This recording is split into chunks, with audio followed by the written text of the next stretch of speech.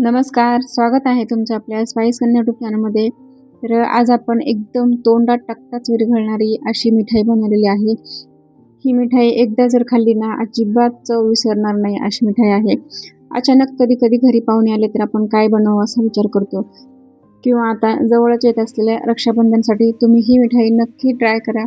एकदम परफेक्ट प्रमाण आणि परफेक्ट वेळ किती लागतो हे सुद्धा मी तुम्हाला सांगणार आहे.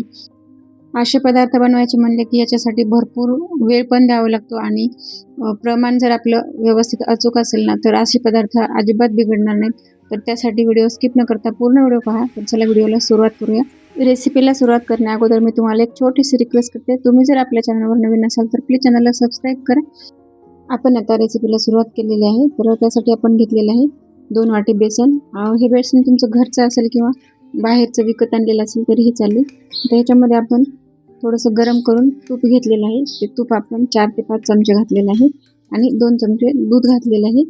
तर हे दोन्ही आपण आता व्यवस्थित मिक्स करून घेणार आहेत आणि पिठाला आपण एकदम हातावर चोळून मिक्स करून घेणार आहे. त्या पिठामध्ये आपल्याला तूप आणि दूध मिक्स करण्यासाठी जवळपास 6 ते 7 मिनिटे लागले. तुम्ही ही जर मिठाई घरी ट्राय केली ना तर अजिबात बाहेरून मिठाई कधीच मागवणार नाही. तर बनवायला सुद्धा सोपी आहे. फक्त वेळ द्यावा लागतो आणि प्रमाण जर तुमचं परफेक्ट असेल ना तर बिघडण्याची अजिबात शक्यता नाही. आता आपण हे व्यवस्थित मिक्स करून घेतलेलं आहे किंवा या पद्धतीनं. आता मोहन घातलेलं पीठ आपण असंच एका भांड्यामध्ये असं हाताने थोडंसं चोपून झाकण ठेवून 15 ते 20 मिनिटांसाठी ठेवून देणार आहे. हे पहा, थोडंसं ओलसर पण आलेलं आहे या पिठाला आणि याच्यामुळे जे आहे ना आपल्या पदार्थाला खूप छान चव येते. आता आपण हे 15 ते 20 मिनिटानंतर परत एका भांड्यामध्ये चाळून घेणार आहेत. भिजवून घेतलेलं हे पीठ जे आहे ते मगाशी आपण हे पहा 2 वाटी बेसन आहे आपलं. याच्यासाठी साखर किती घ्यायची, पाक कसा बनवायचा हे सर्व तुम्हाला मी डिटेलमध्ये सांगत आहे. त्यामुळं व्हिडिओ पूर्ण पहा, कुठेही स्किप करू नका. चाळण्यासाठी थोडासा वेळ लागतो कारण या पिठाला थोडासा ओलसर पण आलेला आहे.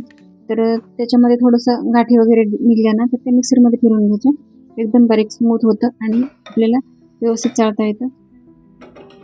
आता आपण पीठ चाळून घेतलेलं आहे. आता आपण गॅस सुरू करून एक कढई ठेवलेली आहे. 2 वाटी बेसनसाठी आपण 1 वाटी तूप घातलेलं आहे. तसं मी प्रमाण डिस्क्रिप्शन बॉक्समध्ये सुद्धा लिहून देते.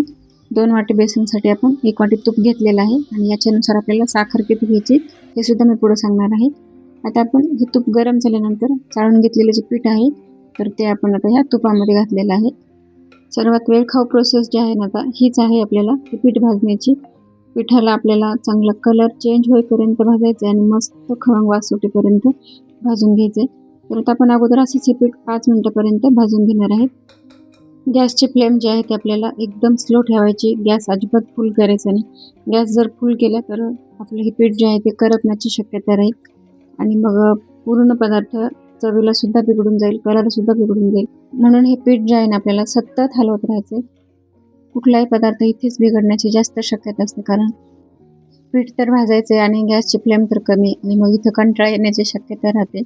त्यामुळे इथं पेशन्सची खूप गरज आहे. पेशन्स ठेवूनच हे पीठ भाजायचं आपल्याला. तर आपण हे 5 ते 6 मिनिट अगोदर हे पीठ असंच भाजून घेतलेलं आहे तुपामध्ये. नंतर आपण दुसरा गॅस सुरू करून त्यावर एक पॅन ठेवलेला आहे. तर त्यामध्ये आता आपण 2 वाटी बेसन असेल तर 1.5 वाटी साखर घेतलेली आहे. हे प्रमाण परफेक्ट आहे. यामुळं तुमचा जो पदार्थ आहे ना अजिबात जास्त गोड पण होणार नाही. 1.5 वाटी साखर घातल्यानंतर आपण 1/4 वाटी पाणी घातलेलं आहे. आता आपल्याला ह्या साखरेचा एकतारी पाक बनवून घ्यायचा आहे आणि हे पीठसुद्धा आपल्याला सतत हलवत राहायचे. पाक बनण्यासाठी आपल्याला जवळपास 10 ते 12 मिनिटे लागतील आणि हे पीठसुद्धा आपलं एकदम लो गॅसवर असल्यामुळं त्यालासुद्धा आणखी 10 ते 12 मिनिटे भाजण्यासाठी लागतील. आता आपला पाक पण तयार होत आहे आणि हे पीठसुद्धा भाजत आहे. आता हे पीठ आपण भाजत असताना त्याच्यामध्ये आपल्याला अधूनमधून चमच्यानं दूध घालायचं म्हणजे हे पीठ जे आहे ना छान फुलतं आणि ह्याला एक खमंगपणा येतो.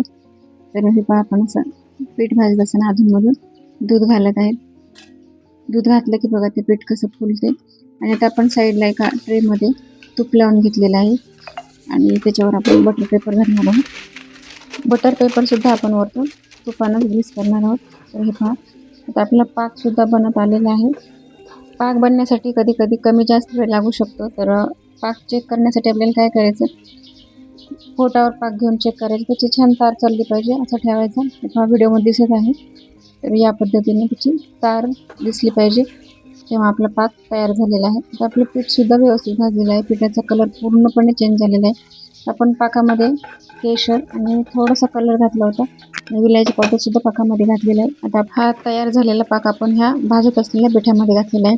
पिठाचा गॅससुद्धा आपला आणखीन बंद नाही झालेला. आपल्याला आणखीन 5 ते 6 मिनिटांपर्यंत हे असंच हलवत राहायचं आणि आपला ट्रेसुद्धा तयार आहे. आपल्याला हे तयार मिश्रण लगेच त्या ट्रेमध्ये घालणार आहोत. तर हे पहा, ह्याला थोडंसं थिकनेस आला पाहिजे, म्हणजे हे पीठ थोडंसं आणखीन घट्ट बनलं पाहिजे. तोपर्यंत आपल्याला हलवायचं आहे. तुमचा पाक जर कमी जास्त झाला तरीही चालतं, कारण आपण ही कढई जी आहे ती आणखीन गॅसवर ठेवलेली आहे आणि ती घट्ट होईपर्यंत आपल्याला तसंच हलवत राहायचं.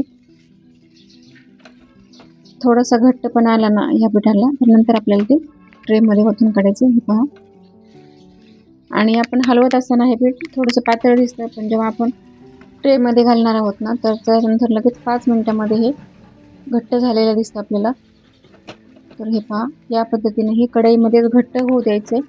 तोपर्यंत तुम्हाला ते हलवत राहायचे, अजिबात ट्रेमध्ये घालायचं नाही. आता आपलं हे मिश्रण आपण ट्रेमध्ये घातलेलं आहे. हे पहा, आता दुसरी तयारी मी ड्रायफ्रूट्स कट करून घेतलेले आहेत आणि याच्यावर आपण खरबुजाच्या बिया पण घातल्या तरीही चालतील. तर हे जोपर्यंत ओलं आहे ना तोपर्यंतच आपल्याला ह्या बिया आणि कट केलेले ड्रायफ्रूट्स घालायचे, कारण हे मिश्रण लगेच सुकतं आणि मग ह्याला हे वरतून घातलेलं आपण ड्रायफ्रूट्स किंवा ह्या बिया चिकटत नाहीत.